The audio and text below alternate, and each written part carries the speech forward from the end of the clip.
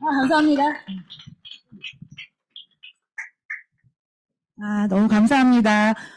사회자님께서 이렇게 말씀해 주신 박수는 처음 받아봐요. 진짜 위장직과 슬개직까지 끌어모아 주신 온 마음을 다해서 환영해 주신 마음 너무 잊지 않고 잘해보려고 하고요. 또 너무 정 많고 또 너무 가깝고 잘 알 것 같은 너무 대단하신 리더분들께서 계신 자리에 초대해 주셔서 저에게 주어진 시간 동안 정말 열정적으로 이 사업은 뭐 열정 아니면 온 마음을 다해서 할 수 있는 일이기 때문에 제가 뭐 열정적인 사람이라기보다는 이 일 자체가 그런 일이니까 저에게 주어진 시간 동안 제가 진행해왔던 아메이 사업에 대한 얘기를 좀 같이 나눠볼까 합니다. 저의 그 게스트 스피치의 제목은 뭐 오늘만을 위해서 준비된 장표의 첫 장은 아니에요. 언제나 저에게 그 누군가가 물으면 1초도 망설이지 않고 말씀드리는 저의 아메이에 대한 개념 정리거든요. 그래서 때마다 막 상황마다 변하는 이 사업에 대한 제 해석이 아니라 그 어느 때여도 저에겐 항상 이 사업은 행복한 삶의 방식입니다. 그래서 오늘 이 자리에 처음 오신 분도 계실 거고 이 사업을 알아보고 계신 분도 계실 텐데요.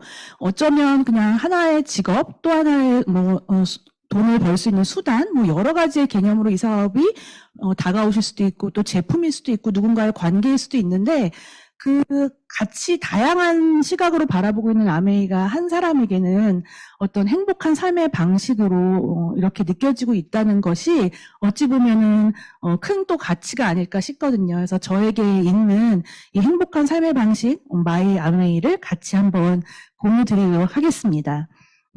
첫 장면에 저쪽도 저고 이쪽도 저예요. 그래서 이것이 어떻게 가능한가? 이 사업을 통해서 가능한 거기 때문에 제가 좀 설명을 드릴게요.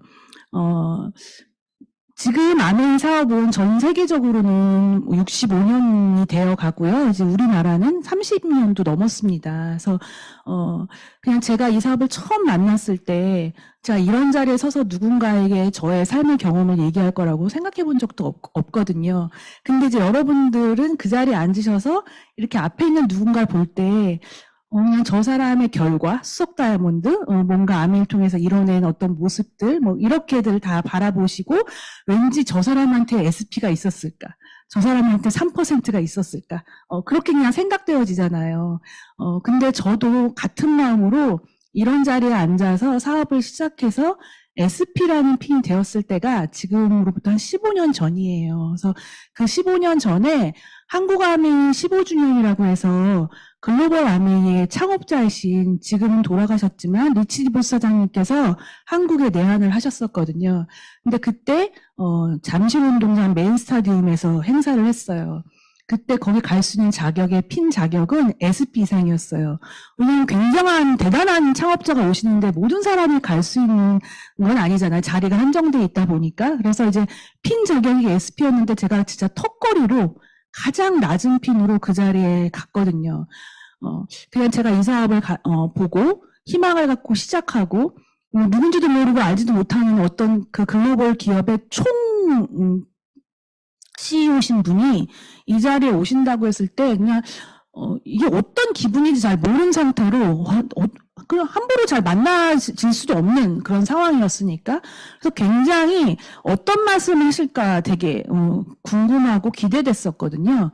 근데 이제 그분이 오늘 지금 제가 여기 가로 이렇게 의 길로 제가 리치 디보스 사장님의 마음처럼 이렇게 한 분 한 분 좀 눈을 마주쳐 보려고 지금 애쓰고 있거든요. 이렇게. 근데 그때 리치 디보스 사장님께서 그 메인 스타디움 중앙 무대에 올라오셔서 거기 이렇게 타원형으로 길잖아요. 근데 거기를 처음부터 끝까지 고요한 정막 속에서 이렇게 한 분 한 분 이렇게 눈을 마주치면서 이렇게 가셨어요. 그래서 끝까지. 그래서 시간이 제가 생각할 때는 너무 오래 지나는 것 같았는데 그 어떤 누구도 숨죽이면서 그 눈동자, 그러니까 화면에 클로즈업된 그 리치보스 사장님의 얼굴, 눈동자를 다 보면서 그 눈을 마치 나한테 마주쳐 주는 것처럼 그렇게 바라보셨던 것 같아요. 눈에 눈물이 만화에서처럼 반이 이렇게 그렁그렁 이렇게 맺혀서 하셨던 말씀이에요. 첫 말씀. 여러분이 나를 울립니다. 그런 말씀을 하셨거든요. 저는 그 말을 지금껏 단 한 번도 잊어본 적이 없고, 아메이를 만든 사람, 전 세계 아메이가 펼쳐져 있어서 그 수많은 사람들이 이 자리에 있는데 어떤 말씀을 해주고 싶으셨을까? 뭐 아메이 잘하는 방법, 여러분 힘을 내십시오. 뭐 예를 들면 등등, 뭐 아메이의 창업 이념, 뭐 아메이에 관계된 너무 많은 말들이 있었을 텐데 첫 말씀은 이거였어요. 근데 너무 짧은 문구였는데 설명할 수 없는 너무 많은 게 와닿아서 느껴지는 순간이었고, 그 다음에 하신 말씀이 아메이는 삶의 방식입니다. 이런 말씀을 하셨거든요. 저는 사업의 경험이 1년 정도밖에 안 됐고, 뭐 사업에 뭘 제가 많이 알겠어요. 나름의 그 안에서 변화와 성장은 했지만, 그래서 그 나름의 제 수준에서 리치디보 쌤이 해주신 말씀을 혼자 막 해석하고 그랬던 것 같아요. 도대체 저 의미는 뭘까? 그 너무 해주고 싶은 말씀은 많으셨을 텐데, 아메이는 삶의 방식입니다 하셨던 저 말씀에 내포되어 있는 건 뭘까? 막 혼자 나름 되게 많이 생각했거든요. 근데 그때 이제 한참 우리나라의 좋은 생활 주식회사 아메이 이런 약간 그 로고와 함께 그런 방송들이 좀 광고가 나왔었거든요. 그래서 좋은 생활 주식회사, 뭔가 좋은 생활을 하는 거니까 삶의 방식이라고 그러시나? 뭐 나름 다 생각하는 거죠. 그리고 우리가 뭔가 제품을 내 삶 속에서 선택해서 쓰면서 내 삶이 달라지는 거다 보니까 그 선택이 삶의 방식이잖아요. 그런 의미로 말씀하시는 걸까? 나름 여러 가지로 제가 해석을 하면서 세월이 흘러왔어요. 흘러왔는데 제가 다시 처음으로 돌아가서 제 장표의 첫 제목이 행복한 삶의 방식이잖아요. 뭔지 조금씩 이제 알 것 같은 거예요. 그게 제품일 수도 있고, 뭐 회사일 수도 있고, 뭐 여러 가지일 수도 있는데, 그 삶의 방식이라는 게 단순히 수입, 어떤 삶의 수단 도구를 넘어서는 다른 어떤 인생, 전반적인 거에 관여될 수 있는 일이 이 일이구나라는 게 점점 느껴지는 거예요. 그래서 지금 제가 시작을 하고 있지만, 저는 오늘도 이 스피치를 너무 잘하고 싶습니다. 왜 잘하고 싶냐면, 제 삶의 방식, 제 살아가는 삶의 제 인생 중에 한순간이거든요. 그래서 단순히 막 사업을 잘하고 막 오늘 막 멋진 스피치를 한다기보단 내 인생에 최선을 다하고 싶고 내 삶의 방식이 된 아멘 이 순간에 정말 최선을 다하고 싶은 마음이에요. 그 마음이 전해지길 바라면서 제 소개를 조금 드릴게요. 다 아마 모르시는 분들이 되게 많으실 것 같아요. 물론 오디오도 들으시긴 하셨겠지만 보통은 여러분 어때요? 우리 어저께 그저께만 먹은 거 삼시세끼 하루도 걸릴 수 없이 매일 먹고 있지만 그저께 먹은 거 잘 기억 안 나지 않나요? 매일 주어지는 잔소리 뭔가 내 마음 안에 박히나요? 그 잔소리에 의해서 내 삶의 변화가 잘 일어나나요? 늘 듣던 잔소리는 듣기 싫고 늘 보던 거는 뭐 귀한지 모르겠고 솔직히 그렇잖아요. 근데 그게 없어졌을 때 잃었을 때, 떠나보냈을 때, 나한테 남아있지 않았을 때는 그 잔소리가 그렇게 그립고 이제는 더 이상 듣지 못하는 잔소리를 계속 내가 기억하면서 나한테 막 적용하고 이런 게 뭔가 갖고 있을 때와 갖고 있지 않았을 때 갖는 그 가치인 것 같아요. 그런 부분에서 저는 이제 부모님에 대한 말씀을 조금 잠깐 드리려고요. 저는 무남동물 외동딸로 태어났습니다. 그러니까 한마디로 형제자매는 없다는 거고요. 그리고 할머니, 할아버지, 양가의 모든 분들을 제가 태어나기 전에 다 돌아가셔서 뵌 적이 없어요. 그러니까 고로 가족이 굉장히 구성원이 적죠. 그리고 엄마, 아빠, 저 셋 이렇게 셋만 살고 있었고 저기 옆에 계신 저희 엄마는 그 당시 지금 50년 전 거의 사진이니까요. 그때는 뭐 이런 거 줄이고 놀리고도 없었어요. 그죠? 되게 멋지시고 아름다우신 분이었거든요. 그리고 그때 지금의 명동에서 의상실을 운영하시는 의상 디자이너셨고 여기 옆에 있는 분은 저희 아버지인데 글을 쓰시는 소설가 작가십니다. 그래서 지금 여기 다 연배들이 너무 적으셔서 엊그저께도 제가 22살하고 40대하고 같이 앉혀놓고 사업 설명을 하는데 당신은 모를 거고 이분은 아실 것 같아요. 그래서 혹시 장군의 애들 알아요? 그랬더니 여지없이 22살이 모르겠는데요. 이러더라고요. 근데 그 40대 중반에 계신 분은 아셨어요. 그래서 혹시 여기 계신 분들 중에 장군의 아들이라는 영화를 지금도 가끔 케이블 TV에서 명절 때마다 합니다. 그 영화의 원작자가 저희 아버지신데 글을 쓰셨던 소설가세요. 그러니까 두 분이 둘 다 예술을 하셨던 분이시죠. 그래서 거기서 뭐 특별히 엄청난 부유함은 아니었지만 그래도 두 분이 그 당시에도 열심히 일을 하신 분이고 자식이 저 하나밖에 없고 뭐 그러다 보니까 그래도 나름 여유로운 그 유년기 생활을 제가 제공받으면서 감사하게 그렇게 자랐던 것 같아요. 근데 이제 아까 제가 말씀드렸다시피 그 아깝고 소중한 기억이 나를 지배한다고 제가 아마 계속 저희 어머니와 아버지가 제 옆에 존재했으면 어머니가 저한테 늘 얘기했던 잔소리, 아빠가 늘 삶 속에서 하셨던 말씀들을 제가 제 인생에 막 적용하면서 그렇게 살려고 하지 않았을 것 같아요. 그냥 잊혀지면서 살았겠죠. 그냥. 근데 지금 저에게는 두 분 다 안 계시고, 아까 저희 엄마는 제 나이 10살 때 일찍 돌아가셨거든요. 그러니까 엄마가 해주셨던 음식, 엄마가 음식을 했을 때의 모습, 엄마가 나한테 했던 말, 당연히 너는 뭔가 이렇게 막 여러 가지를 막 시도하고 하는 거는 너무 좋은데 끈기가 없어. 그 말을 하셨던 기억이 나는 거예요. 근데 엄마 돌아가시고 난 다음부터는 끈기가 없다라고 잔소리해 준 사람이 아무도 없는 거예요. 그래서 저는 끈기가 생겼어요. 왜냐면 엄마 그 말 하나 붙잡고 이제는 아무거나 막 시작해서 막 빨리 그만두지 말아야지. 왜냐면 그전에는 뭐만 하면 엄마 나 이제 못하겠어. 아, 나 이건 아닌 것 같아. 막 이런 식으로 맨날 모든 걸 막 했었거든요. 근데 이제 엄마 돌아가시고 난 다음부터 미술을 붙잡고 가는 동안 사실 그만두고 싶고 다른 게 하고 싶고 저 유혹하는 게 되게 많았어요. 근데 그 생각이 나는 거예요. 나 끈기 없다고 했지, 엄마가. 그러면 안 되는데. 다시는 들려주지 못하는 얘기를 붙잡고 난 끈기 있는 사람이 돼야 돼. 이러면서 그냥 계속 미술을 했던 것 같고요. 아내도 마찬가지예요. 옛날에 저였으면 그만둬도 100번 그만뒀어야 될 기질인데 그 끈기라는 어떤 것들이 나한테 소중한 가치가 되면서 이제 아내도 계속 해오는 일이 됐거든요. 그런 식으로 나의 그릇은 자연스럽게 유전적으로 닮아지는 게 있는가 하면 내가 막 닮고 싶어서 누군가를 따라하고 누군가 말씀을 계속 나한테 적용하고 하면서 자신도 조금씩 배워가면서 자기께 되는 것 같거든요. 그래서 그렇게 제 삶이 이제 시작이 됩니다. 그래서 엄마 돌아가시고 나서 초등학교 4학년 때부터 이렇게 그림을 그려서 그냥 저는 미술을 아주 자연스럽고 당연하게 그 다른 것도 어떤 것도 저의 길이 아니라고 생각하면서 그냥 미술로만 계속 청소년기, 학업 다 해서 대학교 대학원에서 서양화를 전공했고요. 여기 옆에 있는 남자는 이제 저랑 결혼한 남자인데 학교에서 CC로 만났습니다. 그래서 같이 저희 남편은 조각을 전공한 사람이고 저는 서양화를 전공해서 같이 신혼여행 갔을 때 모습이거든요.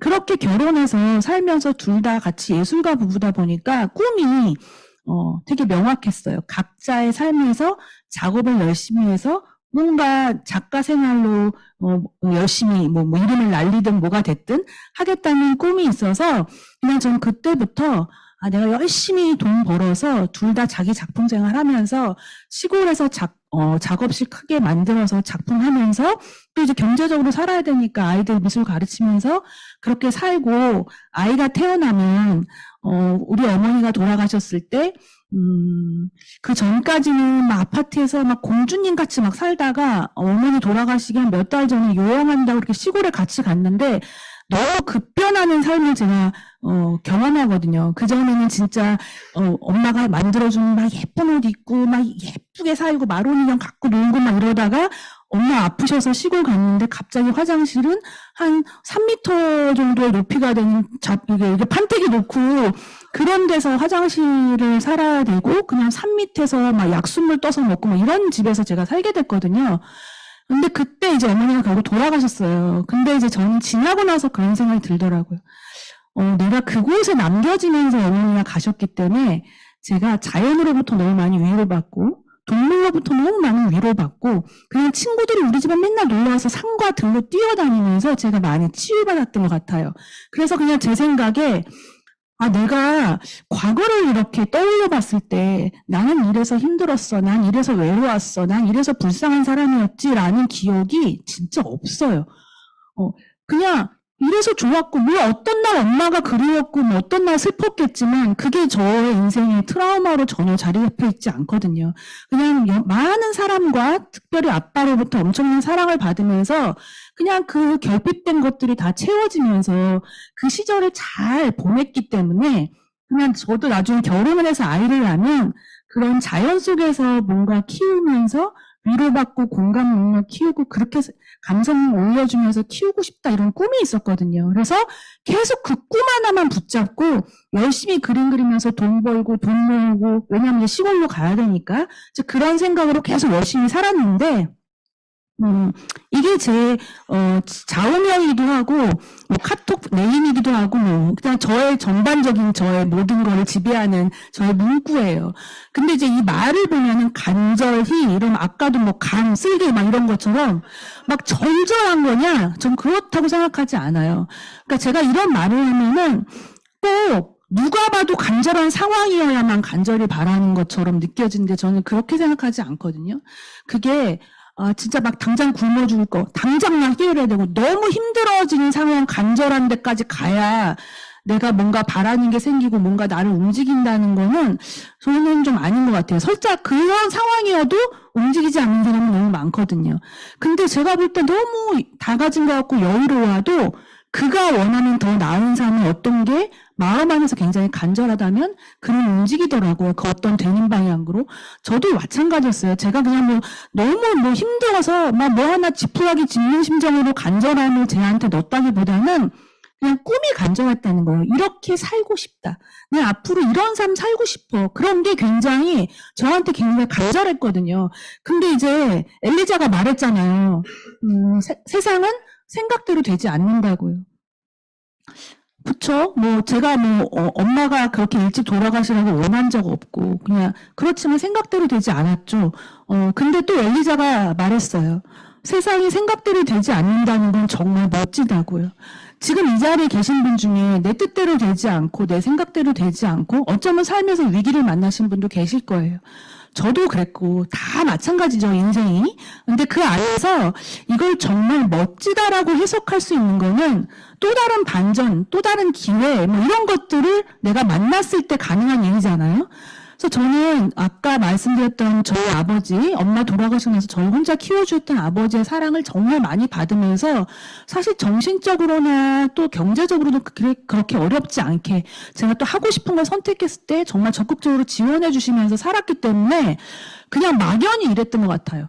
아빠가 나를 언제나 이렇게 지지해 줄 거야. 언제나 나를 든든하게 이렇게 서포트 해줄 거야. 이런 마음으로 세상 별로 무서운 거 없고 다른 사람의 삶에 관심 없고 내 꿈에만 집중해서 그냥 그렇게 살았던 철없는 딸이었던 것 같아요. 근데 그런 아버지가 뇌출혈로 쓰러지시면서 가족이 없다 보니까 저에게 당연히 부양의 의무가 있고 그리고 저는 아이들 미술 가르치면서 대학원비 그다음에 저희 생활비 이런 걸 다 벌었었는데 옆에 24시간 붙어 있어야 되는 중증 환자였기 때문에 제가 제 일을 그만두는 순간 제 수입이 끊기면서 아버지로부터 지원받던 것도 끊겼지, 제가 버는 것도 끊겼지, 뭐 그러다 보니까 사실 경제적으로도 가장 어려운 시기였거든요.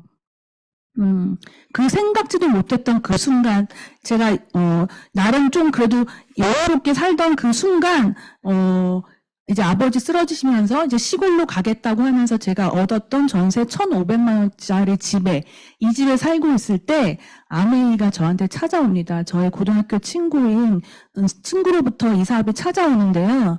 이거는 그때 사진이 아니에요. 제가 수석 다이아몬드가 된 다음에 다시 그 동네에 가서 봤더니 지붕도 다 말끔히 고치고 아주 훌륭해진 집이더라고요, 이게 지금. 그때는 진짜 기와가 다 이렇게 기와가 빵꾸난다 그러죠. 기와가 없어요. 그리고 막 중간이 이렇게 비어 있으니까 글로 막 고양이랑 막 들쥐들이 막 다니고 막 이런 집이었어요. 근데 저는 그 1,500만 원짜리에 사는 동안 이렇게 뭐라 그러지? 우울하지 않았어요. 왜냐하면 그 집이 제 마지막 집이 아니었거든요. 저는 그 집에서 꿈을 키웠고 이제 시골로 가기 때문에 잠시 난 머무를 거야. 돈을 아껴서 빨리 이제 갈 거니까 머무를 거라고 했는데 뭐 제 맘같이 막 돈이 모아지는 게 아니니까 사실 이 집에서 4년 정도를 살았거든요. 그래서 그때 아메이가 오죠.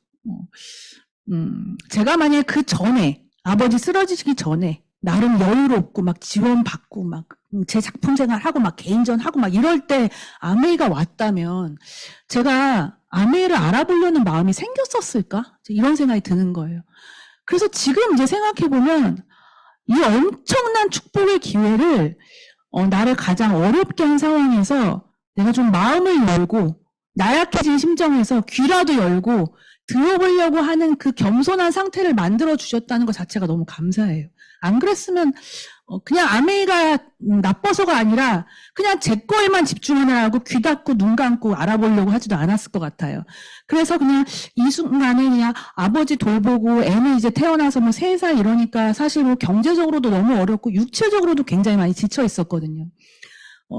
그냥 한참 젊은 나이였는데도 이렇게 배와 깊으신 분의 대소변을 하는 게 한두 번의 문제가 아니고 그게 반복될 때는 정말 육체적으로 되게 많이 힘들더라고요. 그게 쉬운 게 아니고 아버지의 의식이 온전치 않으니까 이렇게 몸을 도와주시는 게 아니다 보니까 그냥 온전히 제 힘으로 하는 것 자체가 너무 지치고 그러니까 이제 막 사람이 예민해져 있고 짜증나고 막 그리고 막 미래를 생각하면 답답하고 희망은 없는 것 같고 그러니까 굉장히 우울감이 오면서 뭐 남편한테도 편하게 한번 이렇게 따뜻하게 밥을 해준다거나 남편한테 고운 소리 못 해주고 그냥 저의 힘든 예민함을 다 표현하면서 이 시간을 보낼 때였거든요. 그러면서 저한테는 어떤 꿈이 있었냐면 꿈이라기보다는 그때야말로 절실함이죠. 그냥 한 100만 원만 어디서 누가 이렇게 좀 따박따박 주면 너무 소원이 없겠다, 막 이 생각이 드는 거예요. 그 전에 제가 아이들 미술 가르칠 때는 뭐 열심히 또 했기 때문에 그보다 훨씬 많은 돈을 벌었어요. 근데 그 전에 얼마나 많이 벌었나는 중요하지 않더라고요. 제가 일을 그만둔 순간 저에게는 수입은 제로였고 그 100만 원을 왜 간절했냐면 아버지를 돌보는 것 자체가 저도 너무 힘들고 간병인이 이렇게 같이 이렇게 그때 돌봐주시는 비용이 상주하면 그때 120만 원이었어요. 그럼 이제 같이 상주하면, 같이 이렇게 번갈아가면서도 돌보지만, 그분이 이렇게 아버지를 봐주실 때 제가 나가서 단 몇 시간이라도 미술을 가르치고 오면 그 간병비를 뽑고도 더 남거든요. 그러니까 그 간병비가 너무 간절한 거예요. 근데 간병비를 지금 누가 대주진 않잖아요. 그래서 집에서 아빠를 돌보고 아이를 키우면서 할 수 있는 일이 없을까? 막 그래서 뭐 혼자 웹 디자인도 알아보고 뭐 별의별 걸 막 찾고 있을 때 이 사업이 왔거든요. 그래서 저는 뭐 이 사업이 뭐 좋고 싫고를 떠나서 뭔가 찾고 있는 사람이었기 때문에 그래도 알아볼 마음이 생겼고 특별히 제가 이 사업에 대한 선입견이 있음에도 불구하고 이 사업을 하겠다고 마음먹은 거는 명확했어요. 저는 환경도 정말 제 삶 속에서 가장 안 좋은 상황이었고 아이 어려워, 뭐 아버지 아파, 뭐 차도 없어, 가난해, 시골에 살아, 뭐 이런데 교육장 한번 나올라도 뭐 교통편도 없어. 그리고 뭐 형제자매, 할머니, 할아버지, 뭐 엄마, 아빠 아무도 안 계시니까 애를 누가 맡길 데도 없어. 사실은 여러 가지 상황이 그렇게 사업을 할 만한 상황은 아니었는데 저는 지금의 옛날에 저를 생각하면 누군가한테 이 사업을 전할 때 내가 그 사람의 환경을 놓고 판단은 절대 하지 말아야 한다 생각을 남도 아닌 저 자신의 그 십수년 전에 저를 생각하면서 하게 돼요. 우리 스폰서가 저한테 왔을 때 와, 얘 사는 꼬라지가 어쩜 이러냐. 여기서 사업을 할 수 있겠어? 얘 애는 어떻게 할 거야? 이거 어떻게 하냐, 이 시골에서. 만약에 이런 마음 때문에 저한테 사업을 전하지 않았다면 제 인생에 아는 기회는 없었을 거예요. 그래서 전 지금도 누군가한테 전달할 때 그 사람의 환경은 내가 판단할 게 아니고 그 환경을 뛰어넘는 그 사람에게 해야 할 이유와 간절함이 있다면 그 사람이 선택한다. 이런 마음으로 지금 전하고 있거든요. 그래서 이렇게 왔을 때 제 친구가 저한테 한 말이에요. 너의 지금 상황상 네가 출퇴근할 수도 있는 것도 아니고 네가 아무리 미술을 뭐 전문성을 갖고 있어서 한다고 하는데 지금 나가서 가르칠 수 있는 것도 아니기 때문에 지금 상황에서 아메이를 네가 조금씩 쌓아보면 당장 도움이 되지는 않는다. 하지만 시간이 지나면 고정적인 인쇄수입의 형태로 들어올 거라는 거예요. 근데 아까도 제가 잠깐 서두에 저희 아버지의 직업을 말씀드렸잖아요.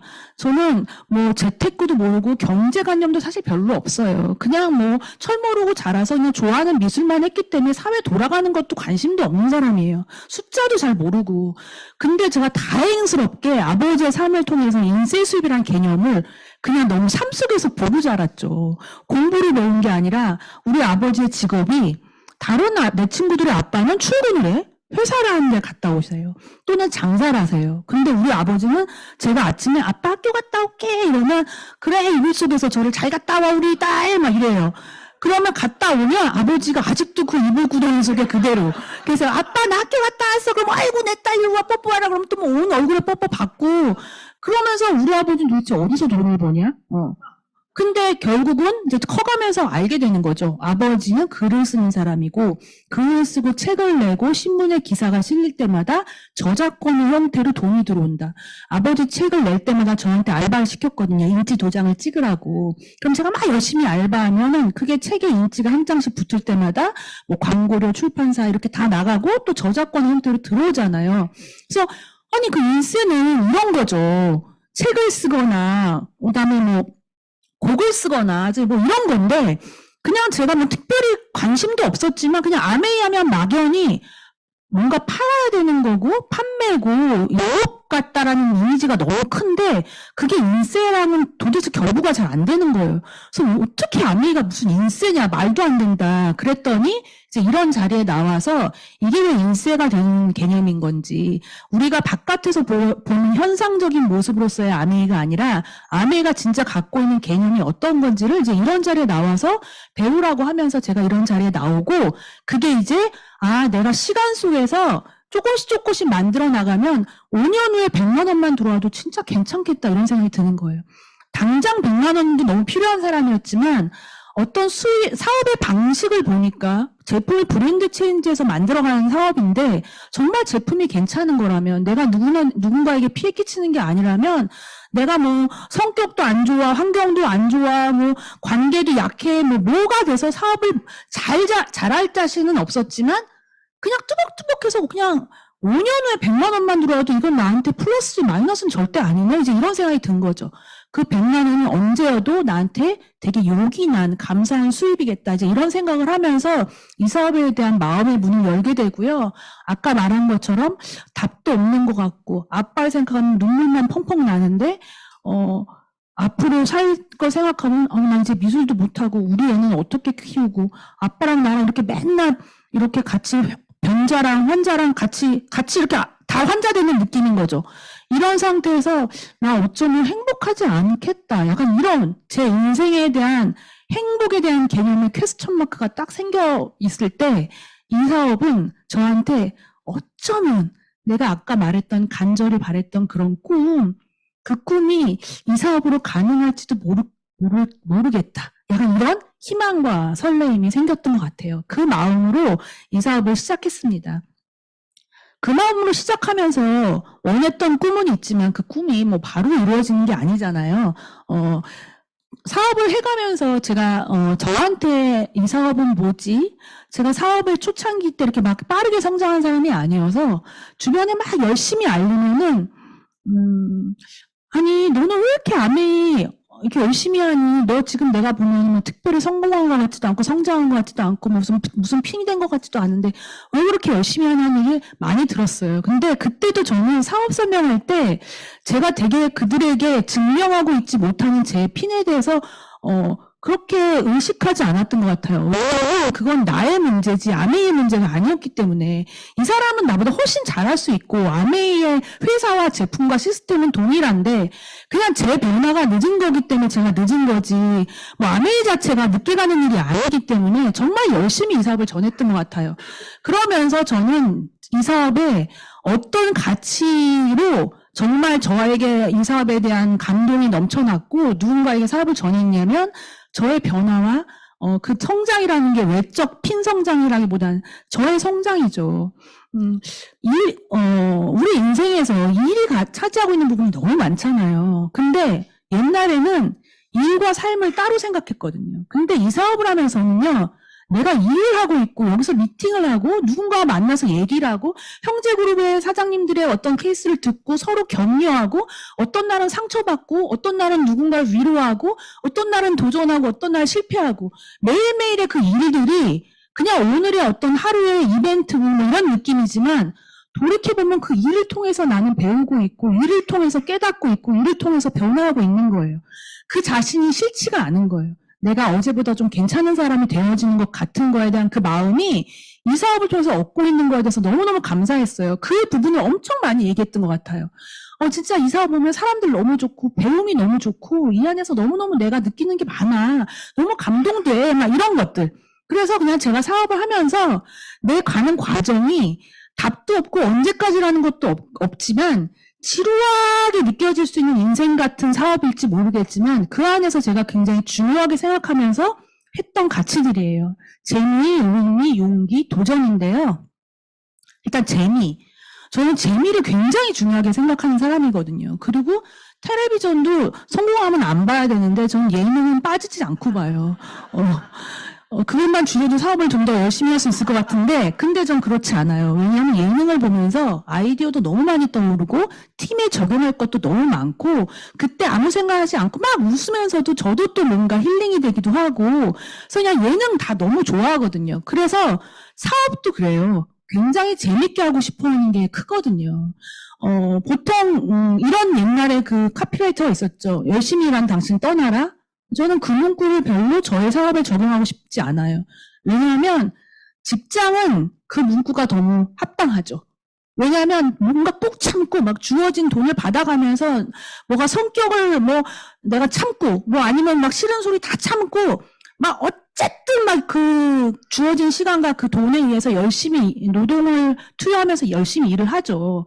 그래서 뭔가 그게 돈이 모아졌건 나에게 시간이 주어졌건 진짜 나 열심히 일했으니까 진짜 나 좀 살려면 좀 떠나서 숨구멍 트여야 돼. 그리고 떠나죠. 그래서 진짜 가서 힐링하시고 오는 거 너무 맞다 생각이 드는데 저희 사업에서는 저는 24시간 사업하거든요.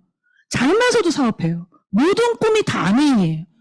왜냐하면 지독하다, 질렸다, 어떻게 자면서도 아메인이야. 왜냐하면 제가 막 사업해서 꿈이 아메이가 아니라 제 삶이 아메이기 때문에 그냥 삶 속에서 모든 꿈이 아메이와 별개가 아니에요. 그러다 보니까 24시간 저는 일을 하는 사람이자 삶을 살아가는 사람이기 때문에 일했으니까 일 딱 끊고 막 다 잊고 그게 저는 적용되지 않아요. 그래서 막 모든 인생을 이 안에서 막 허벅지 찔러가면서 참아가면서 아메이를 하고 그 다음에 너무 힘들었으니까 이제 좀 나를 쉬지 않아. 그게 아니고 저는 삶 속에서 즐겨야 된다 생각하고 삶 속에서 감동해야 된다 생각하고 삶 속에서 힐링 받으면서 해야 되는 게 저의 일이라고 생각하거든요. 왜냐하면 24시간 사업을 하는 사람이기 때문에. 그래서 이왕이면 저도 사업을 하는 데 있어서 재미가 주어져야 제가 다른 재미를 찾지 않을 거라는 생각이 들어요. 저는 이 사업을 잘하다가도 조금만 재주 있으면 조금만 여유로워지면 다른 재미를 찾는 분들을 보면서 너무 안타까울 때가 되게 많아요. 저도 재미 찾자 치면 아까 제가 말했잖아요. 어느 거 하나 오래 못하고 잔디도 많고 놀 줄 알기 때문에 구석구석 가서도 웬만큼 다 놀고 끝내주게 하거든요. 가서도. 근데 그런 거는 그때그때 잠깐 만족이지 진정한 기쁨은 못 되더라고요. 그래서 저는 일에서 그게 모든 게 채워질 수 있다고 믿어요. 아내이기 때문에. 그래서 내가 하는 일 안에서 좀 더 재밌게 제가 하고요. 주어진 제가 개인적으로 하는 일이 그게 뭐 누군가에게 제품의 비교 실험을 하는 데몬스트레이션이 됐던 우리 집 새끼들은 밥 못 챙겨줘도 누군가한테 가서 퀸 파티를 하게 됐던 그것들을 후회와 팔자와 이런 걸로 해석하면서 불만을 토로하는 게 아니고 이 순간 어떻게 좀 더 재밌게 할 수 있을까. 남을 재밌게 하는 것도 있지만 저를요. 왜냐면 내 인생이니까, 내 삶이니까 숙제처럼 하고 싶지 않아요. 그냥 이 순간순간 정말 재밌게 하고 싶거든요. 그래서 막 그런 걸 예능으로부터도 막 받고 나름의 고민들도 하면서 저 자신도 되게 재밌게 하고요. 그리고 제가 재밌으니까 같이 하는 분들도 더 재밌죠. 그래서 그냥 그렇게 재미를 추구하면서 그게 무엇이 됐건, 장거리 후원을 가도 이 먼 거리를 내가 간들 뭐가 이렇게 되겠으며 간다고 뭐가 되는 게 아닌데 왔다 갔다 시간이 얼마며 들어가는 기름값은 얼마며 그런 거 계산해 본 적 없는 것 같아요. 지금 여유로워서 계산 안 하는 게 아니라 없을 때도 그랬어요. 계산하자 치면 너무 모든 게 힘들어지고 그냥 그 순간 마음을 다하면 그냥 그것들이 조금씩 시간 속에서 해결이 되더라고요. 그래서 그냥 가는 동안도 원래 장거리 후원 안 해도 저 아까도 잠깐 얘기하셨는데 역마살 엄청 껴있는 사람이거든요. 원래 삶 자체가. 그래서 저는 이 사업이 딱이라고 생각해요. 그냥 어디를 가도 막 후원을 가기 위한 숙제처럼 느껴본 적이 없어요. 늘 저에겐 소풍이고 드라이브고 1박 2일 코스고. 그래서 그냥 장거리 후원 가도 막 바삐 가서 막 빨리 뭐 할 것만 하고 오지 않아요. 반드시 맛집을 다 찾아서 맛집도 갔다가 뭐 커피도 맛있는 거 먹고 사람들하고 만나서 얘기도 하고 사업도 열정적으로 해서 오는 내내 차 안에서 막 콧노래 부르고 오디오도 듣고 막 노래도 따라 부르고 그냥 이 자체가 오늘 하루 나 되게 꽉 찼다. 그냥 이런 느낌으로 사업을 하고 싶거든요. 데몬스트레이션 할 때도 마찬가지예요. 진짜 매일 하는 디시드랍스, 매일 하는 우리 세제 데모일 수도 있지만 진짜 하는 순간 누구보다 내가 더 깜짝 놀래고 누구보다 내가 더 감동하고 왜냐면 나야 수천 번이지만 이 사람에겐 처음이니까 그 마음 그대로 가길 바라면서 진짜 온 마음을 다해서 막 폭발한다고 막 털 때도 진짜 언제나 처음 터는 것처럼 그렇게 털고 그렇게 합니다. 그러면 진짜 저도 더 신이 나고 그냥 상대도 더 알아봐 주시는 것 같아요. 그렇게 뭔가 제가 주어진 것들 그리고 팀이랑 뭔가 할 때도 어떻게 하면 이들이 곡 힘들어. 빨리 딴 거 했어서 재미를 찾고 싶다. 그 마음이 들기 전에 이 팀 안에서 재미를 느끼게 해줄 수 있을까? 나와 함께하는 사람들이 다른 곳에서 재미 안 찾고 이곳에서 너무 재밌어. 사업인데 왜 이렇게 재밌어? 이런 말 할 수 있게끔 내가 무엇을 도울 수 있을까? 계속 고민하면서 합니다. 저의 사업의 어떤 방식이자 추구하는 방향인 것 같아요. 그리고 두 번째는 이제 의미인데요. 이 사업뿐만이 아니죠. 그냥 인생에 있어서 그 건건마다 어떤 모든 것들을 저는 사건 중심 아니고 해석 중심이란 말씀 들어보셨잖아요. 그래서 진짜 일상의 하루에 수많은 그게 나한테 데미지로 오는 사건도 있지만 뭐 무의식적이든 뭐가 됐든 건건의 많은 것들이 있을 때마다 그것을 내가 어떻게 해석하고 어떻게 의미 부여하느냐에 따라서 그 다음 단추가 다르게 껴진다는 걸 알게 되는 거예요. 그 순간 이건 다가오는 걸 피할 수는 없어도 그 순간 다가온 것들을 내가 어떻게 해석하고 여기에 어떤 의미를 부여하느냐에 따라서 그 다음 단추와 그 다음 화살표는 완전 다른 방향으로 갈 수 있다는 걸 알게 됐어요.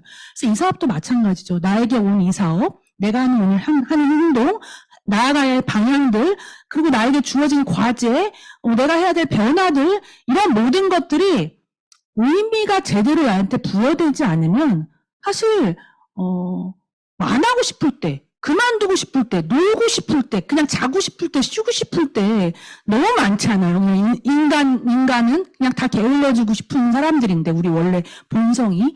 그래서 그냥 순간순간 이 사업의 가치와 이 사업이 갖고 있는 의미, 나한테 주어진 의미, 내가 오늘 이 행위를 하는 의미는 뭐고 내가 그 사람을 만나러 가는 건 어떤 의미고 이런 것들을 내가 부여할 때 오늘 하는 행동 하나하나는 좀 더 다르게 느껴졌고요. 다른 가치였던 것 같아요. 오늘 이 자리에 처음 오신 분은 뭔가 행동한다 해서 얻는 의미보다는 인생에 있어서 나의 삶에 뜬금없이 아무 의미는 뭐냐? 그런 생각 한번 해보실 수 있을 것 같아요. 왜냐하면 누구도 여기 이 자리에 계신 어떤 분도 제가 개인별로 다 여쭤보면서 본인 인생의 암을 예상해 본 적 있냐? 그럼 단 한 분도 없으셨대요. 본인 인생의 암을 할 거라고는 상상해 본 적 없다고 다 그러시거든요. 그렇다는 얘기는 뭔가 내 인생의 암이라는 게 왔다는 건 어떤 의미일까? 암에 있는 내 인생이 어떻게 적용될 것인가? 그런 의미들을 오늘 생각해보는 시간이 될 수 있으면 참 행복하겠다. 이제 그런 생각이 들고요. 세 번째는 나아가면서 제가 스스로에게 갖는 엄청 중요한 가치예요. 용기입니다. 시작하는 분도 용기가 필요하죠. 막 사업에 대한 성공에 대한 용기보다는 그전의 삶의 패턴에서 뭔가 새로운 변화가 시작된다는 거가 거창하지 않아도 용기가 필요하더라고요. 그냥 집에 있으면 편했을 걸 여기 오는 것도 용기더라고요. 뭔가 익숙하지 않은 걸 새로 하는 거에는 용기가 필요한 것 같아요. 저는 용기는 뭐 진짜 전쟁터 나가고 뭐 특별한 임무가 맡아진 그런 대단한 것만 용기인 줄 알았어요. 근데 오늘 아침 쉴까? 나갈까? 오늘 아침 이분한테 전화를 할까? 말까? 이번 회계연도에 도전할까? 말까? 퀸스쿨을 다시 시작할까? 말까? 다 저한테는 용기였어요. 그래서 그냥 어느 순간 저 사람은 성공했으니까 모든 거가 주어지면 그냥 아무 개념 없이 아무 생각 없이 그냥 착착착착 진행하시겠지. 절대 그렇지 않습니다. 때마다 유혹하는 건 너무 많고 좀 더 여유로워진 환경 속에서 나를 편안하게 하고 싶은 욕구가 너무 많고 게을러주고 싶은 본성으로 돌아가고 싶어하는 마음이 너무 많고 그 다음에 좀 귀찮고 좀 힘든 일 안 하고 싶을 때 너무 많거든요. 옛날에는 그 일을 안 하면 당장 이번 달 100만 원이 안 들어오니까 어쩔 수 없이 했던 일도 지금은 그렇지 않기 때문에 굳이 안 해도 된다라는 생각과 그럼에도 해야 한다는 생각이 싸울 때가 되게 많아요. 근데 그럴 때 제가 갖는 거는 다른 건 아니고 저 스스로에 갖는 또 다른 변화에 대한 용기인 것 같아요. 어느 순간에게도 누구에게나 다 필요한 덕목이 용기인 것 같아요. 나는 도와야 한다. 나는 변화해야 한다. 나는 일해야 한다. 나는 더 몰입해야 한다. 이 모든 것들이 제가 가져야 될 용기고 함께 우리가 또 마음속에서 각자의 상황에서 한 번 더 뭔가 마음을 먹는 그 용기가 우리 모두에게 필요한 게 아닌가 이런 생각이 들고요. 도전입니다. 사실 도전하지 않으면 너무 편할 것 같아요, 진짜. 근데 편할 줄 알았는데 도전 안 할 때 스트레스가 더 많더라고요. 도전하면서 얻는 스트레스는 나의 변화, 뜻대로 안 되는 거, 두려운 거 막 해야 되는 거, 무서운 거, 뭐 이런 그런 두려움은 있어요. 근데 좀 편하려고 그런 거 안 맞닥뜨리고 싶어가지고 적당한 어떤 말로 나를 타협하면서 이렇게 넘어갔던 그 순간이 굉장히 평온해 보였거든요, 제 삶이. 근데 사실은 저 마음 깊숙한 곳에서는 그 누구한테도 표현할 수 없는 것들이 싸우고 있었어요. 그냥 이렇게 있는 저 자신이 한심하고 너 조금 여유롭다고 파트너들 내버려 두고 있는 너 리더 맞냐? 뭐 이런 거하고도 싸우기도 하고 진짜 막 100만, 200만이 정말 말 그대로 간절한 파트너들이 수두룩백백인데 너 조금 여유로웠다고 이래도 되냐? 막 이런 거가 사장님 열심히 하세요. 할 수 있어요가 아니고 제가 도전하지 않으면 되지 않는다는 걸 알기 때문에 도전하지 않을 때가 삶은 평온해 보였지만 시간도 훨씬 많았지만 마음은 더 불편했어요. 저는 그래서 도전은 뭐 제가 도전한다고 해서 매번 성취하냐? 그렇지 않아요. 그렇지 않은데 도전할 때 훨씬 재밌고 도전할 때 훨씬 당당하고 도전할 때 훨씬 스펙타클하고 뭔가 사는 맛이 나고 그리고 그 안에서 변화와 성장이 반드시 있더라고요. 그래서 진짜 그게 어떤 거였던 이 사업을 만나서 내 삶에 새로운 방식으로 한번 시도해봐? 이것도 도전. 내가 이제 브랜드 체인지 한번 조금씩 진짜 제품 바꿔봐? 엄청난 도전이죠. 막 30년, 40년, 50년 다르게 살아왔는데 내가 개념을 이해하고 제품을 바꿔 쓴다? 엄청난 도전이죠. 그런 거부터 3% 하다가 누군가한테 한두 개가 제품이 전달되고 소개가 돼서 6%를 한번 해봐? 진짜 큰 도전이었던 기억이 나거든요. 그런 것처럼 매 순간 우리에게 주어진 것들이 사업의 성취의 도전도 있지만 삶에서 도전하는 거는 그 이상의 가치와 의미가 있다라는 거가 이제 저도 느껴지는 바 그냥 인생에서 그냥 타협하고 변명하고 안주하기보다는 그게 운동이 됐건 뭐 그게 뭐 친목 도모의 어떤 인간관계가 됐던 이 사업에서의 핀성치가 됐던 도전의 것들은 너무 많으니까요. 모든 것에 나를 좀 더 한 발 나아가는 방향으로 도전하는 삶이 되어지면 참, 사는 맛이 있다? 이런 생각이 좀 들더라고요. 그래서 같이 그렇게 도전해 보시는 분들이 우리 같이 됐으면 좋겠다는 생각을 합니다. 잠깐 사진을 몇 장만 제가 그 재미와 의미와 용기와 도전 속에서 했던 모습들인데요. 그냥 걷는 거, 우리 사업에 있어서 바디키, 엠바디키 지금 3월에 시작되잖아요. 어차피 살도 빼고 뭐 근육도 늘려야 되는데, 걷는 것도 혼자 걸으면 재미없고 힘든데, 막 같이 걸으니까 더 재밌어요. 하고 싶지 않은 일도 같이 하니까 어쩔 수 없이 하게 되면서 제 건강이 좋아지고, 이러면서 훨씬 더 재밌게 할 수 있고요. 그 다음에 이 사업의 아주 큰 장점은 출퇴근하지 않는다는 그 장점 뒤에 내가 가는 어떤 곳이든 사업을 할 수 있다. 저는 이게 너무 멋진 것 같아요. 뭐 여기 몇 분은 뭐 기억하실지 모르겠는데 제가 예전에 어떤 미팅 큰 행사에서 무슨 제가 강의를 할 때는 제가 백뮤직으로 미션 임파서블 음악을 틀었었어요. 빰빰빰빰 그거 있잖아요. 저는 지금도 여러분은 안 들리시겠지만 이 순간도 제 뒤에는 혼자 백뮤직이 빰빰빰빰 이게 흐르고 있어요. 늘 그런 마음이에요. 어떤 마음이냐면 지하철을 이렇게 타고 가는데 어떤 저 친구가 친구랑 막 얘기를 해. 나 오늘 아침에 어디 가서 일하고 나 지금 알바 뛰고 당연히 또 뭐 해야 되고 막 열심히 살아. 너무 열심히 사는 게 귀에 들려. 그러면 진짜 어떤 마음이냐면 그때부터 음악이 나오는 거예요. 빰빰빰빰 막 이러면 너 몇 살이니? 몇 살이래. 너 진짜 열심히 사는구나. 너 저 꿈이 있어서 열심히 사. 너 잠깐만 내려봐봐. 해가지고 그 다음날 어디서 내려와서 그 벤치 있잖아요. 앉아봐. 있잖아, 너 열심히 살지. 내가 진짜 너한테 알려주고 싶다. 너 같은 애한테 이 사업은 진짜 기회야.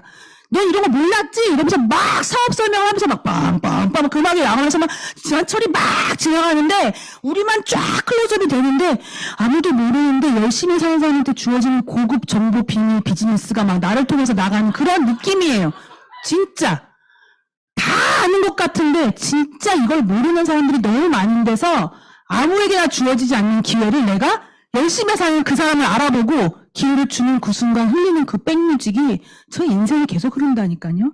그래서 그게 카페가 됐건 누군가의 집이 됐건 뭐 차 안이 됐건 벤치가 됐건 내가 가는 그 어느 곳에선 어느 곳에건 누군가 더 나은 삶을 원한다면 그 자리는 우리의 사업 현장이 된다. 너무 멋진 일인 것 같아요. 그러니까 얼마나 재밌어요. 스펙타클하잖아요. 어디 재밌는 없는 공간에서 맨날 앉아가지고 맨날 컴퓨터만 보고 있는 것보다 얼마나 재밌겠어요. 다양한 사람과. 그래서 이 자체가 그냥 너무 재미있고 의미 있는 일이고요. 코로나 때는 진짜 1년간은 거의 두문 분출했던 시기가 있어요. 진짜 아까 제가 역마살 엄청 많다 그랬잖아요. 한 달은 좋더라고요. 처음 그렇게 쉬어봤어요. 그러니까 와, 정주행 이런 거 처음 해봤어요. 막 드라마 정주행. 마음은 막 너무 이렇게 쉬어도 되나? 근데 막 나가고 싶어도 못 나오게 하니까 막 큰일 난다 하니까 그냥 시골 그 양평 시골 틀어박혀 갖고 막 정주행하면서 그때는 마트도 못 갈 때여가지고 막 이러고 있으니까 한 달 후부터 제가 어떤 애가 되냐면 약간 이상해지더라고요. 이게 바깥으로 막 나가다녀야 되는데 막 집안에만 가다 보니까 애가 이상해지는 거예요. 그래서 막 예민해지고 막 약간 우울해지고 막 이러니까 저희 남편이 야, 너 마당이라도 나가라. 마당이라도 나가. 너 진짜 막 이랬어요. 그래서 진짜 실제로 한 달 후부터 같이 남편이랑 이렇게 막 맨날 양평에 시골길을 드라이브 하다가 원래 제 꿈에 있거든요. 3,000평의 땅을 갖겠다는 게 제 꿈에 있는데 그것만큼은 아니지만 그 3,000평의 어떤 모습이 있을 거 아니에요. 제 이미지 안에 있는 그 땅을 딱 발견했어요. 그래서 제가 그 땅을 구입하게 되고 그 안에 작은 산속에 노을 저희 남편이 만들어서 줬는데 코로나 기간에 4인 됐다, 6인 됐다, 뭐 8인 됐다 막 이럴 때 있었잖아요. 그럴 때마다 그거에 맞춰서 산속에서 미팅이 있습니다. 다 여기 산 용막으로 오면 막 2시간, 3시간씩 걸리는데 막 산 넘고 물 건너 와요. 그럼 이 산속에서도 미팅이 진행된다는 거. 너무너무 멋진 것 같아요. 그래서 저는 이 사업 진짜 어쩜 이러냐. 어떤 상황에서도 되어지는 사업. 너무 멋지다는 생각이 들고, 그 농장 안에 진짜 쓰러져가는 시골 집이 하나 있는데, 뭐 개조도 하나도 안 하고 제가 페인트 칠만 했는데, 요즘은 뭐 인스타 이런 것도 있고, 사람들이 어디 산 꼴짜기에 커피 하나 마시러 가고 막 이러잖아요. 그런 감성 중요하다고 하면서. 그래서 이 꼴짜기 시골에서 제가 퀸 파티를 하는데도, 오히려 집에서 하라고 할 때는 안 오는데 여기 시골 이 껄짝에 산다면은 뭔가 약간 이벤트 같나 봐요. 그래서 여기 또 이렇게 다 오시더라고요. 그래서 여기서 이렇게 퀸 파티도 합니다. 저 원래 요리 좋아하고 사람 좋아하고 폐 먹이는 거 좋아하고 제가 좋아하는 시골에서 막 같이 막 텃밭 해가지고 하니까 그냥 그 이사체가 전 너무 재밌어요. 이렇게 지나가요. 지금은 또 제가 내리는 아미 너에게 뭐야 라고 했을 때 이런 거예요. 그냥 진짜 꿈을 꾸고 꿈을 이루는 과정이죠. 그냥 꿈꿔도 되나? 아유, 꿈꾼다고 이루어져. 뭐 이렇게 생각했었는데 그냥 꿈을 꾸고 꿈을 이루는 과정이 이 안에서 확인되고 있고 감히 계속 꿈꿔도 되겠구나라는 걸 아미에서 확인받습니다. 그리고 정말 예상치도 않았던 삶도 제가 살아볼 수 있는 기회도 있고 진짜 제가 아까 말씀드렸던 이제 제 삶 자체가 되어가고 있죠. 제 꿈 중에 하나였어요. 뭐 엄마들에게는 다 비슷하죠. 아이들에 대한 꿈이 아이도 있지만 아이를 바라면서 엄마가 갖는 꿈이 있잖아요. 그냥 막연히 나도 우리 아이가 태어나면 우리 부모님은 내가 뭔가를 하고 싶다고 했을 때 그렇게 다 지원해 주셨듯이 그걸 응원하고 지원해 주는 엄마가 되고 싶다. 그런 꿈이 있었어요. 근데 저희 형편은 되게 어려웠는데 아메이가 오면서 이 아이는 자라났어요. 그때 뭘 해주고 싶은 건 되게 많았지만 아메이를 통해서 바로바로 해줄 수는 없었어요.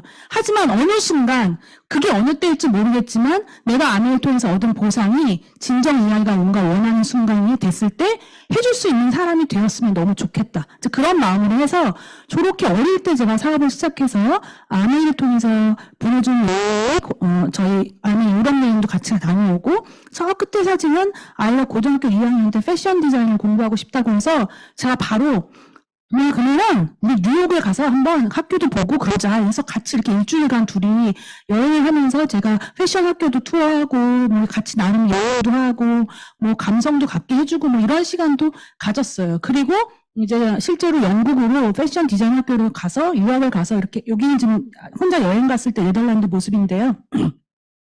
영국에서 유학을 하고 있다가 이제 코로나가 터져서 들어왔어요. 들어와서 어쩔 수 없이 이제 있는 시간 동안 아까우니까 그럼 어차피 가야 할 군대 지금 가자 해서 군대를 가서 작년 겨울에 이제 제대를 했거든요. 근데 중요한 건 이제 얘가 바로 9월에 들어가야 되는데 군대에서 심히 이제 많은 생각을 하면서 전공과 학교와 나라를 바꾸겠다네요. 제가 지금까지 얘가 가는 과정 속에서 재수도 했고, 뭐 그 학원, 포트폴리오 학원, 그다음에 어학연수 1년, 가서 파운데이션 과정, 막 이 한 거에 따지면 세월과 뭐 경제적인 거 여러 가지가 많이 이제 투자가 됐는데, 군대에서 자기가 패션 디자인 아닌 것 같고 미디어랑 컴퓨터 그래픽 쪽을 하고 싶다. 그리고 나라도 네덜란드로 가고 싶다. 이제 막 이렇게 얘기해서 이제 듣고 보통의 엄마, 아내의 아냈을 혼다운 돌아가면 너 지금 제정신이냐? 이게 바로 나왔을 거예요. 내가 지금까지 들인 돈이 얼마고 뭐 이제 부터 시작해서. 근데 저희 남편이랑 그 얘기 듣고 네가 진짜 하고 싶은 게 그거야? 엄마가 아메이 해보니까 엄마 맨날 미술이 내 천직인 줄 알았는데 정말 아메이가 천직 같은 거 보면 꿈도 꼭 20대 때 결정되는 게 아니더라. 네가 진짜 하고 싶은 게 그거고 그렇다면 해봐. 해서 이빨 꽉 깨물고 우리 진짜 지금까지 한 게 송기를 이빨 꽉 깨물고 응원해서 지금 현재 네덜란드 가려고 지금 공부 마지막 준비해서 하고 있어요. 그래서 진짜 뒤늦은 나이죠. 이제 24인데 이제 다시 시작하는 거잖아요. 그동안 거 다. 그렇지만 그 어떤 것도 그 경험이 사라지지 않았다고 생각합니다. 이 아이가 외국 나가서 봤던 거, 1년간 공부했던 모든 것들이 쌓여있을 건 생각이 들고 그게 언제여도 30이어도 그때 이 아이에게 오는 게 진정 자기가 좋아하는 거를 미칠 일이고 꿈이라면 그때도 응원해 줄 수 있는 게 제 엄마가 뭐 마인드가 훌륭해서가 아니고 아미에서 가르친 정신과 아미에서 주는 긍정적 보상이 아이를 지켜낼 수 있는 거. 그게 또 저희가 꿈을 이뤄내는 과정이고요. 이거는 그냥 제가 제 개인적으로도 꿈을 꾸잖아요. 아버지의 일품이었던 책, 서재를 만들고 싶다는 것도 다이아몬드가 돼서 제가 이루었고요. 또 수석 다이아몬드가 되는 그냥 제 개인의 꿈, 그냥 벼룩시장 이런 거 여행 다니면서 그런 데 가는 그 로컬 그런 걸 너무 좋아하는데 그래서 로컬 벼룩시장 분위기 나는 데 가서 뭔가 고르고 있으면 누군가가 홍다영 부르면 제가 탁 돌아보면 사진을 찍어야지 이거를 제가 사파이어 때부터 파트너한테 얘기했어요. 곧 갈 줄 알았거든요. 근데 사파이어로부터 한참 시간이 흘렀는데 제 집에 보내주면 붙어 있었죠. 수석 다이아몬드가 되는 뉴욕 벼룩시장에서 사진을 찍겠다. 그럼 제가 강의할 때마다 제가 찍겠어요? 안 찍겠어요? 막 이렇게 물어봐요. 여러분 제가 찍겠어요? 안 찍겠어요? 그럼 다 찍겠대요. 근데 진짜 제가 수석담임이 됐는데 이 꿈이 다가와야 되는데 저는 누가 홍다영을 불러주지? 남자 목소리가 아니었거든요. 제 이미지 속에서는. 여자 홍다영인데 뉴욕에 아는 사람도 없고 누가 홍다영을 부르냐고요. 같이 여행 가는 것도 아닌데. 근데 진짜 기적적으로 제 초등학교 4학년 때 저의 제일 절친, 집안끼리 다 아는 친구. 근데 그 친구가 이태리로 유학 간 다음부터 연락이 끊겼었어요. 그래서 거의 20년, 30년 동안 연락이 안 된 친구인데 어느 날 모르는 전화번호가 딱 와서 혹시 홍다영 씨 핸드폰입니까? 그래서 네, 전데요. 그랬더니 다영아, 나 순미야! 이러는데 제가 너무 놀라가지고 너 왜? 순미야, 너 어떻게 된 거야? 막 내 번호 어떻게 알았어? 했더니 야, 내가 한국에 와서 엄마 옛날 요트 공책에 봤더니 네 뒷번호 있어서 자기가 010으로 바뀌었으니까 다 5349, 5734, 8349, 9349 다 눌러가지고 저 찾은 거예요. 그래서 제가 진짜 대박이다. 어딨어? 어떻게 만나야지? 너 어디 살아? 나 뉴욕 이러는 거예요. 제가 여기서부터 여기까지 막 소름이 쫙 끼친대. 너 뉴욕? 그래서 제가 막 꿈을 얘기했어요. 얘는 무슨 말인지도 몰라. 내가 사실은 보물지도에 막 뉴욕이 어쩌고 벼룩시장 말 때 뭔지 모르겠는데 빨리 당장 놀러 오래요. 당장 갔잖아요. 그래서 실제로 제가 막 고르고 있는데 순미야, 내가 이게 꿈이거든? 누가 붙는다는데 그게 너였어.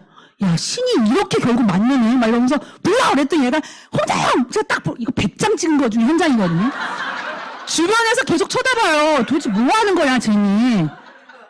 근데 그때 저희 아들이 같이 가 있었는데 제가 아들도 알거든요. 제 꿈이라는 걸. 그래서 제가 다 찍고 동안 이쪽에서 찍어 저쪽에서 찍어 막 여러 개를 찍었는데 제가 찍고 그 아들한테 한 말이에요. 아들, 봤지? 너 엄마 보물지도에 써있는 거 봤지? 지금 이루어지는 순간 봤지? 했더니 진짜 신기하다 이러더라고요. 저는 그걸 책이 아닌 제 삶 속에서 상상을 하면 간절히 원하면 반드시 이루어진다는 거를 기적처럼 만들어내는 그거를 보여줄 수 있어서 너무 감사했어요. 그래서 지금 여러분이 아유 이루어지겠어? 내가 이런 거 원해도 되겠어? 가당치도해 말도 안 돼? 아니에요? 마음껏 진하게 계속 꿈꿔보십시오. 반드시 기적처럼 이루어집니다. 너무 똑같이요. 그래서 진짜 그 상상의 힘을 믿으셨으면 좋겠고요. 그렇게 꿈을 이뤄나가는 과정 속에서 우리 남편 요즘 너무 살만 나시는 분으로 그래서 진짜 군바리 옷 입고 티셔츠 위에 런닝 입고 그냥 진짜 개성의 끝으로 살고 진짜 그런 상남자 낙법하는 게 너무 멋있어서 결혼하자고 했더니 인생에 낙법은 필요가 없더라고요. 진짜 그래서 그냥 그 남자다운 모습 하나 보고 제가 결혼했는데 그거로 인생이 다 풀릴 거라고 생각했던 것 같아요. 그게 20대나 가능한 일이죠, 사실. 그렇게 해서 결혼했는데 이 사업을 통해서 진짜 아티스트는 모델도 결혼하고 음악을 너무 좋아해요, 노래를. 그냥 그래서 막 어디 여행만 가면은 그 같이 가는 사람들한테 음악을 계속 틀어주거든요. 차에서도 음악을 꺼본 적이 없어요, 이 사람은. 그래서 제가 그냥 진짜 귀가 아플 정도인데 그 음악을 너무 좋아하니까 디스크 자켓 꿈을 갖고 있어서 배워요. 그래서 집에 갖고 왔어. 미쳐버려요. 띵띵띵띵 띵띵띵 음표도 모르고 박자도 몰라서 제가 들으면서 여보 그거를 쪼갤 때 말이야 이거 4분음 그러니까 이 마디 안에 이 4분음표가 띵띵띵 이게 들어가야 돼. 야, 뭐 그런 거 어떻게 알아? 피아노도 안 쳐가지고 그것도 모르면서 진짜 비트를 뭘 쪼갠다고 내가 막 이러는데 너무 맨날 막 비트 쪼개면서 막 자기가 언젠가 여행 가면 한다고 막 이걸 맨날 지금 하고 있어요. 근데 너무 멋지잖아요. 50대 중반에 디스크 자키를 꿈꾼다는 거. 그리고 자기 몸을 막 관리하면서 이렇게 같이 뛰고 이러면서 운동합니다. 그리고 이게 제가 살고 있는 집인데 이게 사진이 알잖아요. 부동산 이런 거 보면 이렇게 크게 확대되잖아요. 가로로. 이렇게 크진 않아요. 근데 어쨌든 제가 30대 초반에 여기 들어가서 사업을 시작했어요. 근데 이 집의 상태가 아니에요. 그때는 외관도 저거 아니었고 잔디 하나 없었고 진짜 그냥 잡초 무성의의 귀곡산장 같은 집이었어요. 여기 와보신 분들도 계시거든요. 근데 그게 제가 에메랄드 됐을 때, 파운더스 에메랄드 됐을 때, 다이아몬드 됐을 때마다 땅을 조금 개간해. 그 다음에 잔디를 심고 돌을 놔, 문을 만들어, 벽을 만들어, 이러면서 진짜 제 인생 속에서 제 삶의 터전이 벽화돼 온 거지, 제가 막 여유롭게 이 집에서부터 시작한 게 아니거든요. 근데 저는 어쨌든 이렇게 시골에서 지금도 살면서 이사를 합니다. 그래서 오늘도 양평에서 여러 걱정돼가지고, 여러분보다 제가 더 빨리 왔어요. 여기 9시 55분에 도착했단 말이죠. 시골에서 막 이제 막 와가지고 나오면서 그냥 여러분들 만날 생각에, 제가 풀아미에 대한 생각 때문에 막 설레기도 하고 긴장되면서도 그냥 이 삶 자체가 너무 멋있었어요. 그냥 시골 촌구역에서 그냥 몸빼바지 입고 일어나다가 오늘 누군가가 나의 스피치를 기다린다? 그래서 막 한껏 멋내고 막 귀걸이 꽂고 막 이러고 나오면서, 야, 인생이 뭐 이렇게 멋지냐. 이렇게 내가 꿈꾸는 대로 원하는 대로 이렇게 살 수 있다는 거 참 멋지다, 이런 생각이 들었고요. 이게 이제 제가 최근에 마련했다는 농장 자두나무예요. 저 이제 농사꾼이거든요. 이거는 얼마 전에 눈 엄청 왔을 때 저 농장 사진이에요. 이게 보시면 저 실제 지금 이렇게 살아요. 그래서 저보고 사업하신 분이 너무 농사만 짓고 있는 거 아니냐고 막 말할 정도로. 근데 저는 체질에 딱 맞아요. 그래서 진짜 모든 텃밭, 나무하고 막 이렇게 가꾼 거 이걸로, 그 다음에 또 동물 너무 좋아하니까 고양이 키우고, 얘들은 내가 사지 않아도 다 우리 집에 저절로 들어와. 다 들어온 애들이거든요, 얘들이. 그래서 들어와서 그냥 같이 살아요. 그래서 그냥 이렇게 동물 키우고, 식물 키우고, 뭐 해가지고, 뭐 가꾸고, 우거지 말리고, 뭐 복숭아 따고, 뭐 이러면서, 삽니다. 근데 신기하게 이거 제가 뭐 팔려고 농사 지나요? 아니거든요. 다 파트너와 사랑하는 사람들과 나눠 먹고 얘를 요리하고 뭐 이럽니다. 그리고 원래 제가 이제 미술했던 사람이니까 예전에 사람들이 미술 평생 돈 들여서 했던 거 아깝지도 않냐고 막 이래요. 그래서 아깝지 않다 그랬어요. 왜냐하면 그 감성 꼭 이렇게 막 회화에 이게 종이에 막 그림만 그려야 그림을 그리는 게 아니고 제 인생 여기에 막 다 그림이 그려지는데요. 저는 모든 게 뭐 예술적으로 막 다 느껴지는데요. 근데 지금은 코로나 기간 동안 택배 박스 막 날라오는 거 보면서 약간 양심의 가책을 느끼면서 맞아, 요즘 같은 경우는 ESG 개념인데 그 전에 종이 택배 박스 안에 택배 박스 다 넣어가지고 지금 제가 종이 만들기 하고 있거든요. 재생종이 막 편지지 만들면서 다시 새롭게 가치를 부여한다. 근데 그게 또 제가 하는 미술의 분야잖아요. 그러니까 또 뭐 그것도 너무 재밌고 이러면서 뭐 관계도 쌓이고 할 수 있는 것도 하고 이게 뭐 사업 따로 안 따르고 일 따르가 아니고 그냥 이 삶 속에서 다 이렇게 흘러가는 것들이죠. 그리고 이 사진은 뭐 부부의 화목한 모습을 보여드리려는 게 아니에요. 아메에서 보내준 여행을 제가 이제 보여주는 건데 그냥 여기 다 넣지도 못했어요. 다 아메에서 보내준 여행으로 이렇게 부부 또는 가족이 함께 합니다. 저는 사업을 만났을 때 처음에는 100만 원이 간절해서 했지만 100만 원 벌 순간부터 지금껏 이런 마음이에요. 돈 안 줘도 난 여행 보내줘도 할 거야. 이 정도로 여행 좋아하거든요. 여러분은 여행 어떻게 생각하세요? 저는 여행 가기 한 달 전부터 모든 스케줄을 짜고 있어요. 옷 입는 것부터 먹는 것부터 다. 그냥 그 순간이 너무 행복해요. 가서도 온전히 여행에 몰입하고 와요. 그냥 너무너무 그 순간을 좋아하니까. 새로운 냄새, 새로운 곳, 새로운 환경, 새로운 사람들, 새로운 맛. 이 모든 것들이 나의 세포를 모든 걸 막 살아나게 하니까 여행 진짜 좋아하거든요. 근데 그 여행 어쩌다 한번 돈 모아서 갈 수 있지만 안에서 내가 열심히 하면 그 어느 순간부터 평생 여행 가는 삶이 주어진다는 거 너무 대단한 거죠. 그것도 내 자본, 돈 들어가지 않고요. 그래서 최근에 크로아티아에 아메 여행 갔다 왔을 때 모습이고 최근에 저희 부부의 노메이크업 모습입니다. 근데 뭐 너무 극과 극이어도 저는 이런 거 하나도 안 부끄러워요. 왜냐면 그냥 제 삶 자체고 제가 그냥 이렇게 아메 합니다. 아메 열심히 할 때는 사업가답게 온전히 미쳐서 하고 다시 내 집으로 돌아갔을 때는 초보 농사꾼으로 들어가서 내 삶에 최선을 다하는 거 그냥 저는 아메에서 이 모든 걸 배웠던 것 같아요.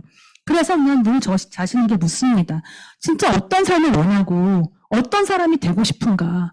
저는 그냥 저한테, 저 진짜 나답게. 저는 아메이아는 나다운 게 없어지는 줄 알았어요. 쓰는 말도 비슷해. 다 리더님, 사장님, 뭐, 복제하라 그러지. 처음에 복제라는 단어 듣고 진짜 그만둘 뻔했거든요. 저는 원래 인간이 개성 위주로 살아야 된다는 생각이 너무 철저히 살았는데, 막 다 똑같이 따라하는 거 보고 막 숨막혀서 죽는 줄 알았거든요. 근데 알게 됐어요. 복제는 이 사람을 따라하는 게 아니라 성공의 시스템을 따라하는 거. 성공한 모든 리더들이 다이아몬드인데 그 다이아몬드는 어느 누구 하나 똑같은 분을 못 본 거야. 그래서 성공의 시스템을 따라하면 나는 나답게 살 수 있구나. 이 사업을 통해서 가장 나답게 살 수 있는 툴이 이 사업을 통해서 만들어지고 있는 것 같아요. 여러분은 아마 본인이 나다움이 뭔지 많이 잊으셨을 수도 있어요. 살면서. 왜냐하면 내 환경이 나답게 살아내게 만들어주지 않거든요. 내비두지 않거든요. 그래서 이 사업을 하면 처음에 안 나와요. 근데 결국 사업 속에서 꼬물꼬물 내 보에서 나 어렸을 때 내가 갖고 있던 거 막 이런 것들이 스물스물 올라오면서 진정 여러분들이 나다운 내가 원하는 내 주어진 삶대로 내 본성대로 살아가게 하는 게 이 사업입니다. 정말 나를 지킬 수 있는 일이고요. 진짜 늘 막 술 마시고 노는 그런 파티가 아니라 매일 그 순간 기뻐하고 축배 같은 삶을 사는 인생의 파티처럼 그렇게 살고 싶습니다.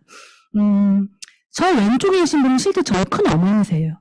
지금 현재는 104세세요. 여기 옆에 김영석 교수님, 철학가 김영석 교수님도 현재 104세세요. 둘이 친구시거든요, 동물. 근데 저희 큰 어머님이 102세 때 제가 저 집에 갔을 때 큰 어머니가 저 글을 다 읽고 저 옆에 다 저렇게 쓰시고 저걸 읽는 걸 보고 저희가 다 기절하는 줄 알았어요. 저희 큰 어머니가 귀가 어두우셔서 우리 대화 잘 안 하거든요. 그래서 큰 어머니가 뭘 많이 모으고 계시다고 생각했어요. 근데 그 예전에 배웠던 저 한자성어, 사자성어를 다 기억하고 있다는 걸 알면서 전 저게 10분의 1도 몰라요. 그걸 알면서 도대체 누가 나이 들면 깜빡깜빡한데 그런 말 함부로 하는 거 아니다. 언제든 총명할 수 있고 그럴 수 있다. 제가 자꾸 나이 핑계대면서 뭔가 내가 개가지고 포기하는 것들을 나이로 핑계대면 안 된다. 그런 생각들을 큰 어머니 보면서 했는데 새해 첫날 김영석 교수님 나오는 강의를 듣고 제가 진짜 너무 마음에 위로를 받습니다. 그러셨거든요. 내가 100세쯤 살아보니 50에 슬슬 운동 시작하라는 거예요. 저는 어땠냐면 운동 싫어해요. 싫어하는데 벌써 글렀다 생각했어요. 나 운동도 싫어해. 나이도 먹었고 난 체질이 원래 안 되고 진짜 3보 이상 무조건 승차인데 내가 어떻게 운동을 해. 진짜 막 이런 생각이었는데 갑자기 50에 슬슬 운동하라는 얘기가 지금 해도 된다는 거야? 이분 생각에는 50이었던 저는 피도 안 마르는 거죠. 진짜. 머리에 피도 안 마른 거죠. 그런 것들이 포기하는 어쩌네 막 이런 거죠. 그래서 진짜 그때부터 제가 운동을 시작합니다. 50부터. 걷기 시작하고 스트레칭도 하고 이러는 거죠. 왜냐하면 10에도 충분한 거구나 내 인생을 위해서. 그런 생각을 하게 되고요.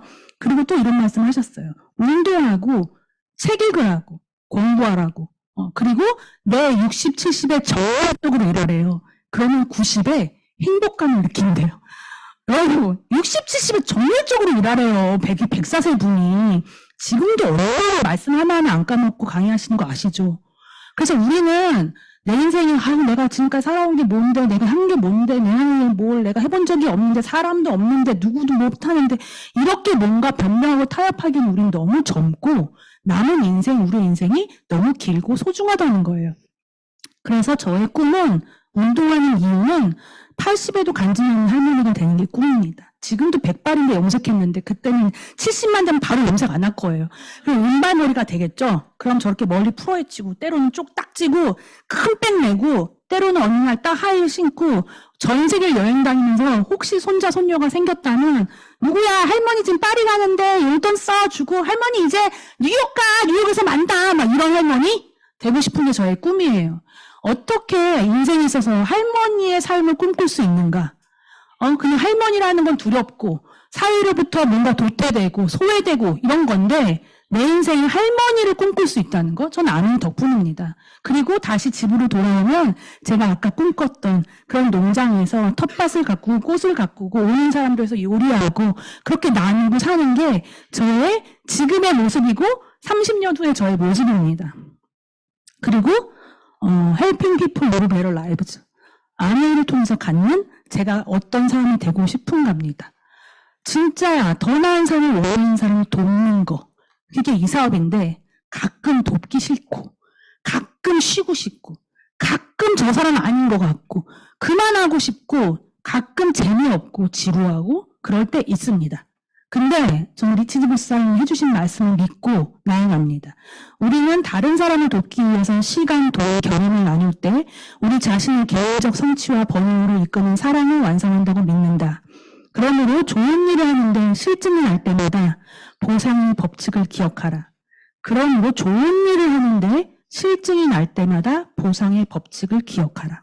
장기적으로는 당신이 제공한 모든 시간, 돈, 저울이 선물로 되돌아 당신에게 혜택을 줄 것이다. 이 말을 갖고 오늘 하는 저의 저울, 시간, 돈, 모든 거는 그 의미가 너무 크다. 그런 생각을 하게 되고요. 그래서 어떻게 하면 도울 수 있을까 내린 결론은 뭐 이렇게 할까 저렇게 할까 뭐 여긴 가서 뭘 할까가 아니라 그냥 이거예요. 이 마음이에요. 최선을 다하자인데 제가 이렇게 공부를 못해서 최선의 선자가 이 선자인지 몰랐어요. 그냥 당연히 먼저 선자일 거라고 생각하고 살았어요. 왠지 최고, 막 최선, 앞으로 가서 막 열심히 막 이런 느낌이 저는 최선에 가는 의미, 단어에 대한 스스로 해석이었기 때문에 막 엄청 열심히 하는 게 최선이지 뭐 이렇게 생각했거든요. 근데 최선의 선자가 선할 선, 착할 선이라는 걸 알고 최선은 내 입 바른 말로만 열심히 해서 최선을 다했어가 아니구나. 진짜 좋은 마음, 선한 마음으로 마음을 다해서 하는 거 그렇게 돕는 게 최선이구나라는 걸 알게 됐어요. 그래서 이제 지금 조금 철들어서 그런 마음으로 누군가를 도와보려고 합니다. 올해 저한테 엄청난 영감을 준 책의 한 장편인데요. 왜 일하는가? 그 일을 통해 당신은 무엇이 되길 꿈꾸는가? 제가 읽으면서 줄치면서 읽으니까 열심히 일하면 하루하루 남미를 기쁨과 즐거움이 인생에 다가온다. 마치 긴 밤이 지나고 새벽이 밝아오는 것처럼 기쁨과 행복이 고생 저편에서 얼굴을 들면 인생을 비춘다. 이것이 이를 통해 얻는 인생의 참모습이다. 근데 제가 밑에 써놓은 거 보이죠? 이걸 알았어요. 뭔지 알겠는 거예요. 일을 할 때 그 어떤 거 다른 데서 찾지 않고 이 일에 온전할 때 그 기쁨이 느껴진다는 걸 이제 알았어요, 진짜. 그래서 그게 너무너무 감사하고요. 그래서 여러분 이 사업을 통해서 꿈을 꾸실 수 있다는 거, 그리고 내게 분명 기회가 온 게 맞거든요, 지금. 기회가 왔다는 거. 그리고 그 기회도 나 혼자 하는 게 아니라 이렇게 너무 멋진 팀이 도와주시잖아요. 나를 돕는 사람이 있고 또 우리 누군가를 좀 돕는 사람이고 싶지 않나요? 누군가를 도울 수 있다는 건 진짜 엄청난 축복이자 선물입니다. 여러분께 아는 선물이 도착했습니다. 그 선물 꼭 받아서 풀어보시는 분들이 되셨으면 좋겠습니다. 다음 기회에 또 뵙겠습니다. 감사합니다.